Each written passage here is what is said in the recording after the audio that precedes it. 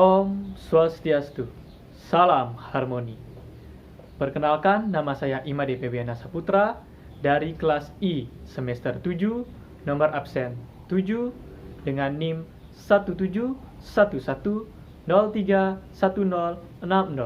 Saya dari jurusan Pendidikan Dasar, Program Studi Pendidikan Guru Sekolah Dasar. Hari ini saya akan menampilkan sebuah video tentang jalannya suatu kegiatan kewirausahaan yang ada di lingkungan sekitar tempat tinggal saya, guna memenuhi tugas kewirausahaan yang telah diberikan. Kewirausahaan. Secara teori, kewirausahaan mempunyai banyak sekali pengertian. Salah satu contohnya, ada yang menyebutkan bahwa kewirausahaan adalah suatu proses dalam melakukan atau menciptakan sesuatu hal yang baru dengan cara kreatif dan penuh inovasi yang memberikan manfaat bagi orang lain dan bernilai tambah. Ada banyak sekali jenis-jenis kegiatan kewirausahaan yang ada di sekitar kita, baik itu yang bergerak di bidang produksi maupun yang bergerak di bidang jasa. Salah satu yang paling umum dijumpai di daerah sekitar tempat tinggal saya adalah kewirausahaan pengrajin perak. Di desa saya sudah sejak dahulu terkenal dan memiliki gelar sebagai desanya para pengrajin perak, atau sekarang ini lebih dikenal dengan sebutan celuk silver filling. Mulai dari proses produksi tahap kecil di rumahan ataupun produksi dari kelompok-kelompok pengrajin dan produksi skala besar juga ada di desa ini. Bahkan proses pendistribusiannya pun juga dilakukan oleh masyarakat desa, baik pendistribusian dalam negeri maupun pendistribusian ke luar negeri, baik secara offline yang dijual di toko-toko dan di arshop-arshop yang ada di desa, maupun secara online melalui market atau play store online yang tersedia.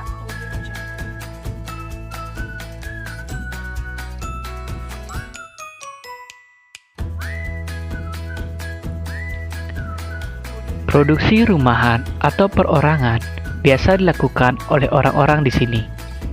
Mereka yang menerima pesanan atau orderan dari pemilik-pemilik art shop besar akan bekerja di rumahnya sendiri dengan alat-alat kerja yang mereka punya, mulai dari peleburan, pembentukan bahan, sampai menghasilkan perhiasan bernilai jual tinggi dilakukan dengan menggunakan tangannya sendiri dengan alat seadanya atau masih menggunakan alat-alat yang menggunakan sedikit mesin-mesin canggih.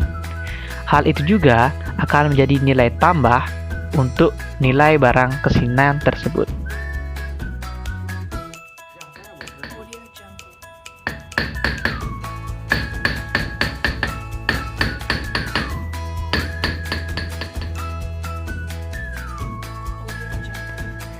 Selain melakukan kegiatan wirausaha tersebut di rumahnya sendiri, ada juga yang membentuk kelompok-kelompok kecil untuk melakukan pekerjaan mereka. Alasannya agar mereka tidak cepat bosan apabila mereka bekerja sendiri dan tidak ada yang diajak ngobrol. Selain itu, pekerjaan mereka dirasa juga akan lebih cepat selesai apabila mereka melakukannya bersama-sama. Dan mereka pun akan lebih berani untuk menerima pesanan dengan skala yang lebih besar dibandingkan jika mereka mengambilnya sendiri-sendiri. Selain itu, dengan membentuk kelompok-kelompok seperti ini juga dapat perkuat tali persaudaraan di antara mereka.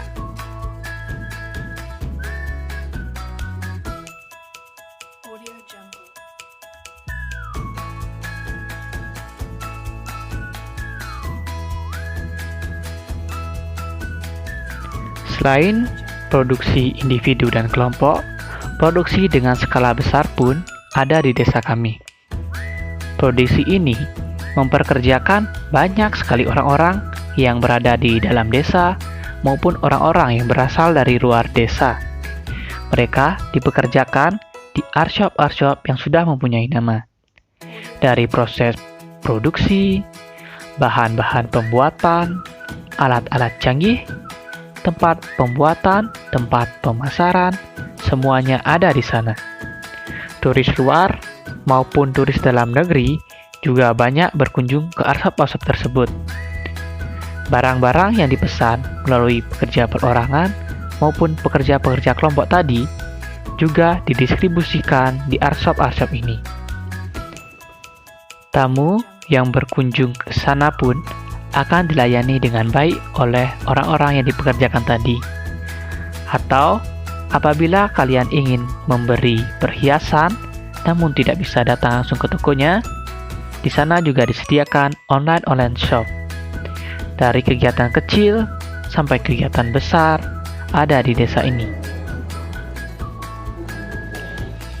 Orang-orang di sini sudah mengenal kewirausahaan sejak dulu. Dari proses pemproduksiannya hingga proses pendistribusiannya, semuanya juga sudah dilakukan dan dikuasai dengan baik. Bahkan pada masa jayanya, wirausaha ini sangatlah menjanjikan, sehingga banyak sekali yang tertarik untuk mempelajarinya. Namun, dalam berwirausaha tidaklah mungkin terjadi tanpa kendala. Sudah banyak kendala yang dialami dan sudah banyak juga yang dapat diatasi seiring berjalannya waktu.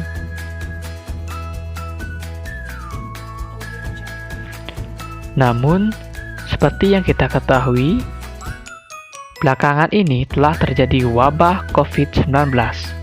Usaha ini juga tidak luput terkena dampaknya. Karena pembatasan gerak dan kegiatan ekonomi, tentunya wajar bagi usaha ini mengalami kemunduran. Mulai dari turis mancanegara yang merupakan sumber utama penghasilan yang tidak ada berkunjung ke Bali karena penerbangan antar negara juga dihentikan, pematasan jam operasional arsop-arsop yang ada di sini, masyarakat pun dilarang untuk bepergian sehingga menurunnya ekonomi dan masyarakat tidak mempunyai uang lebih untuk membeli perhiasan, serta masih banyak lagi kendala-kendala yang dialami. Dampaknya pun tidak hanya dirasakan oleh orang-orang yang memiliki arshop atau usaha skala besarnya, namun hal ini juga dirasakan oleh orang-orang yang bekerja di usaha kecil atau perorangan. Mereka tidak akan mendapat orderan dari arshop-arshop yang biasa memberi mereka orderan. Bahkan, mereka cenderung lebih merasakan dampak COVID-19 ini. Karena pemasukan mereka selama adanya wabah ini hampir Rp0. Mereka bertahan hidup dengan tabungan seadanya dan bantuan dari pemerintah. Untuk mensiasatinya, banyak orang-orang yang beralih untuk berjualan makanan secara online dan lain sebagainya. Dan bagi orang yang memiliki arshop, mereka cenderung untuk memperluas dagangannya karena online. Karena sejak mewabahnya virus COVID-19 ini, berjualan secara offline jelas sangat tidak menguntungkan. Jadi, penjualan secara online itu lebih menguntungkan jauh dari biasanya.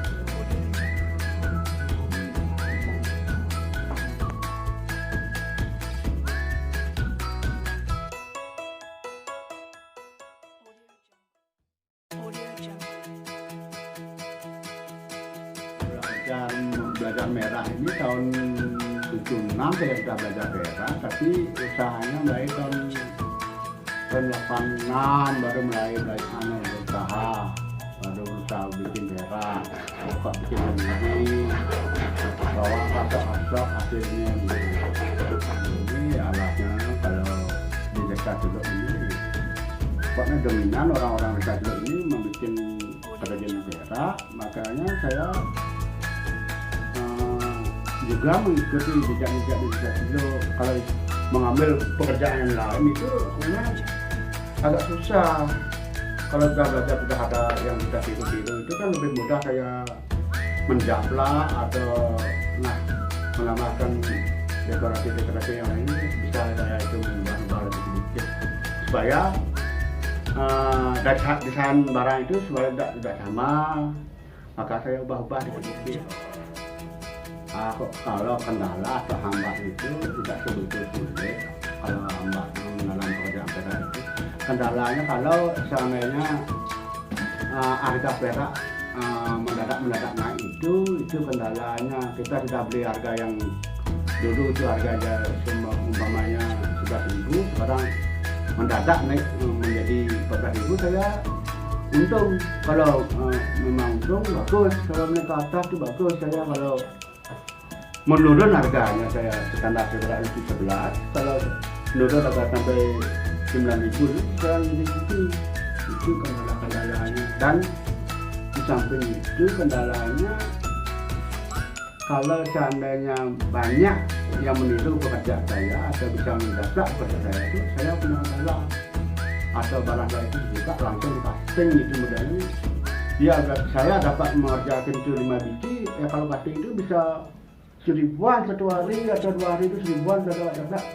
Kendala itu atau amat-amat saya di, maka saya sebagai pengrajin handmade itu merasa kewalahan jadinya, atau ketinggalan jadinya.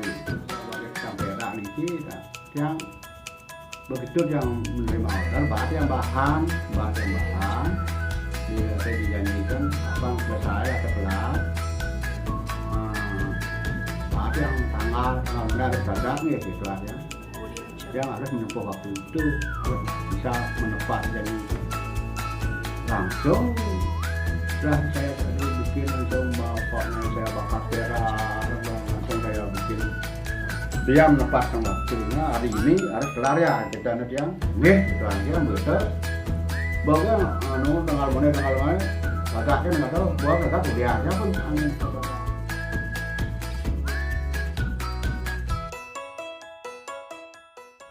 Sekian video jalannya suatu kegiatan kewirausahaan yang ada di lingkungan sekitar tempat tinggal saya. Apabila ada kesalahan yang tidak saya sengaja, mohon kritik dan sarannya. Saya tutup dengan Parama Santi.